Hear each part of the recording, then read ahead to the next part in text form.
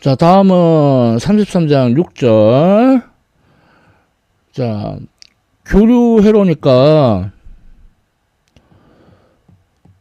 전압도 변하고 전류도 변하고 그러면은 전력도 변하죠. 그래서 Imax 델타 Vmax 사인 오메가 t 사인 오메가 t 마이너스 파이 이렇게 막 변해요.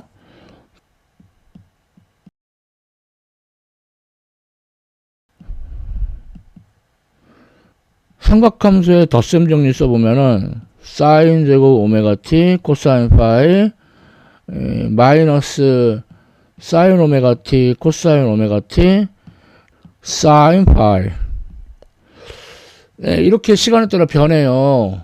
자, 그러니까 평균 전력 구해보면은 Imax 델타 Vmax 사인 제곱 오메가 t의 평균이 2분의 1입니다. 그 다음에 사인 오메가 t 코사인 오메가 t의 평균이 0이에요. 자, 그래서 2분의 1 Imax 델타 Vmax 코사인 파이. 자, 얘가 평균 전력이고 여기서 2분의 1이 루트 2분의 1의 제곱이니까 사이좋게 나눠주면은 IRMS 델타 VRMS 코사인 파이 이렇게 나와요. 그러니까 이게 무슨 의미냐면은 적어도 전력 면에서 보면은 전압과 전류의 최대값이 델타 Vmax, Imax인 그 교류 전류가 그 전압이 델타 VRMS, 전류가 IRMS인 직류하고 동일하다. 뭐 그런 뜻이에요. 물론 이제 코사인 파이가 있는데 코사인 파이는 이제 전력인자라고 하죠. 그래서 저항기만 있는 경우에는 파이가 0이었으니까 전력인자가 1, 100% 전력이 소비가 되고 그 다음에 인덕터만 있는 경우에는 위상상수가 2분의 파이, 축전기만 있는 경우에는 위상상수가 마이너스 2분의 파이, 그러니까 전력인자가 0. 그래서 전력 소비가 없어요. 그러니까 인덕터나 축전기나 뭐 어떤 타임에는 에너지를 저장해뒀다가 어떤 타임에는 저장된 그 에너지를 이제 발산하고 뭐 이래요. 그러니까 전력인자가 0인 거죠. 그리고 저항기, 인덕터, 축전기 다 모여있는 RLC 직렬 회로의 경우에는 원래 그 코사인 파이가 임피던스 분의 R 이렇게 주어지는 것도 우리 알 수 있죠. 자, 그러면은 예제 33.5 앞서 예제하고 세팅이 똑같은데 평균 전력을 구하래요. 자, 그럼 평균 전력은 뭐 RMS 전류도 알아야 되고 RMS 전압도 알아야 되고 전력인자도 알아야 되고 그래서 앞서 여기서 했던 거 가져오면은 유도 리액턴스가 471옴이었고 용량 리액턴스가 758옴이었고 임피던스가 513옴. 그래서 Imax가 이제 0.293A, 파이가 마이너스 34.0도였어요. 자, 그러면은 RMS 전류는 전류 최대값을 루트 2로 나눈 거죠. 그러니까 0.293A를 루트 2로 나눠주면은 0.207A가 얻어지고, 그 다음에 RMS 전압은 최대 전압을 루트 2로 나눈 거, 그러니까 150V를 루트 2로 나눠가지고 106V.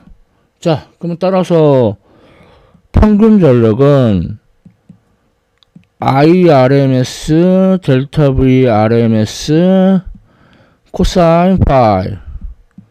자, 그러니까 0.207A 106V 코사인 마이너스 34.0도.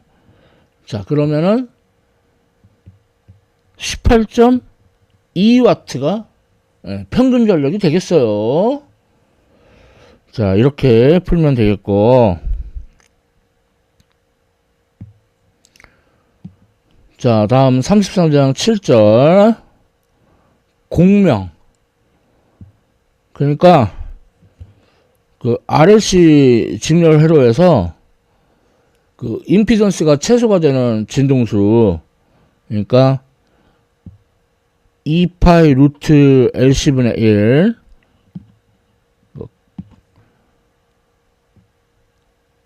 이때 RMS 전류가 최대가 되죠. 그러니까 RMS 전류는 RMS 전압을 임피던스로 나눈 거, 그러니까 임피던스가 최소가 되니까 RMS 전류는 최대가 되죠. 자, 그리고 이거를 이제 전력 측면에서 봤을 때, 자, P 에버리지는 아유 복잡해. 그럼 R제곱 오메가 제곱 L제곱 오메가 제곱 빼기 오메가 제로의 제곱의 전체 제곱 델타 V RMS의 제곱 R 오메가 제곱. 아이고 복잡해. 그래서 여기서도 자, 진동수가 2파이 루트 LC분의 1일 때 전력이 최대가 되는 것을 알 수가 있어요. 자, 그리고 요 폭 델타 오메가가 L분의 R로 주어져요. 그래서 품질인자 R분의 오메가 제로 L. 아니 근데 RH 직렬회로에서 품질인자가 뭐지? 자, 이게 뭐냐면은 RH 직렬회로가 많이 사용되는 게 전파 수신회로에 많이 사용돼요. 근데 이제 그 만일에 요 공명 곡선이 이렇게 브로드하다면, 그러면은 내가 수신하려는 그 방송국 진동수 외에 다른 방송국 진동수도 수신이 되겠죠. 이른바 지방방송. 그런데 품질인자가 좋다는 말은 이게 되게 폭이 샤프해가지고 내가 원하는 방송국 그 진동수만 수신할 수 있다는 거예요. 그러니까 수신 품질이 좋다는 얘기죠. 그래서 그거를 나타내는 양을 품질인자 Q 값으로 나타냅니다. 자, 다음 관련되는 예제 33.6. 얘는 엄청 쉬워요. 각진동수가 루트 LC분의 1일 때 이때 공명이 일어나잖아요. 자, 그러니까 C는 오메가 제로의 제곱 L분의 1. 자, 그러면은 오메가 제로가 오메가와 같아가지고 5000의 제곱, L은 20.0 밀리 헨리. 그러니까 0.200 헨리. 예, 그러면은 전기 용량을 2. 빵빵 마이크로페롯으로 하면 되겠네요. 그래서 공명이 일어나겠죠. 그래서 뭐 문제는 엄청 쉽죠.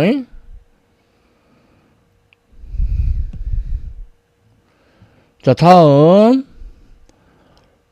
변압기. 변압기는 상호유로의 대표적인 예죠.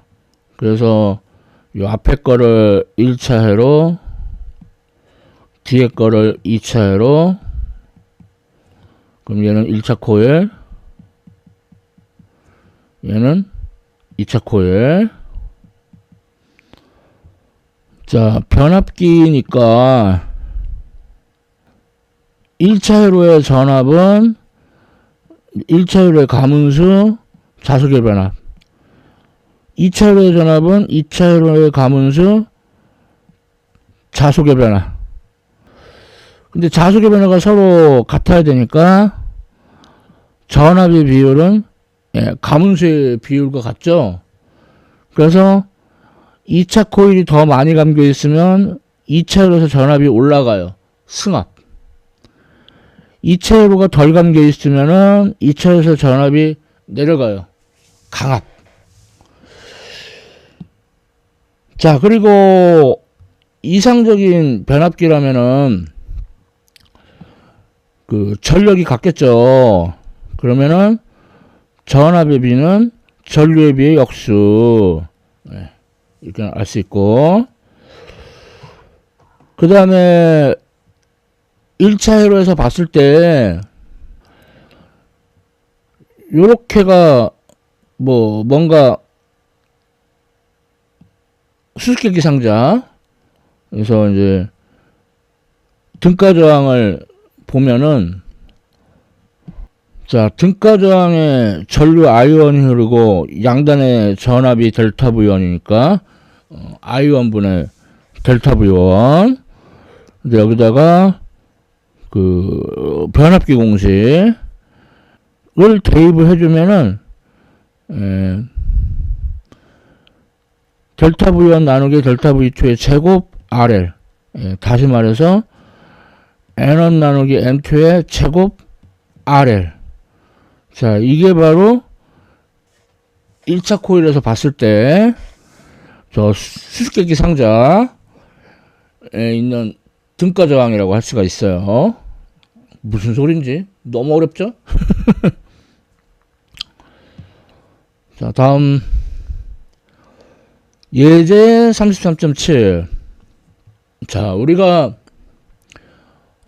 고전압 송전을 하는데 그 이유는 손실되는 에너지를 줄이기 위해서예요.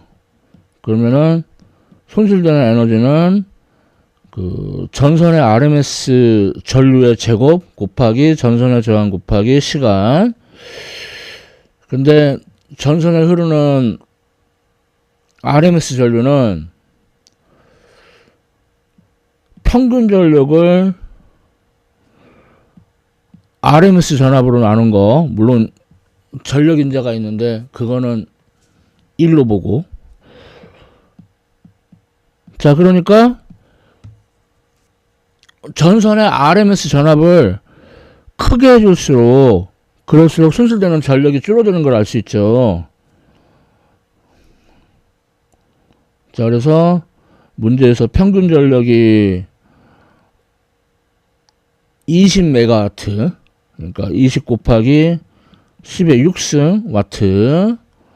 그 다음에 RMS 전압이 230kV, 그러니까 10의 3승 볼트.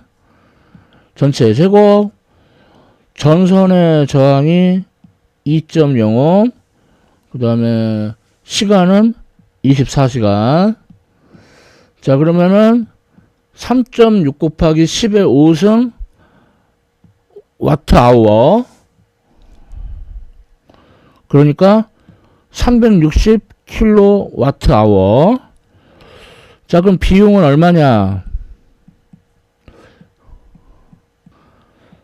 360kWh 곱하기, 좀 미국은 좀 전기값이 싼 나라라서 뭐 1kWh가 0.11달러, 그래서 40달러가 얻어져요. 근데 만일에 전압을 230kV가 아니고 22kV로 했다는 이거예요. 자, 그러면은 뭐 나머지 것들은 다 같아가지고 손실 전력이 무려 4.0 곱하기 10의 4승 kWh, 4만 kWh죠. 그러니까 비용이 1kWh당 0.11달러라고 했으니까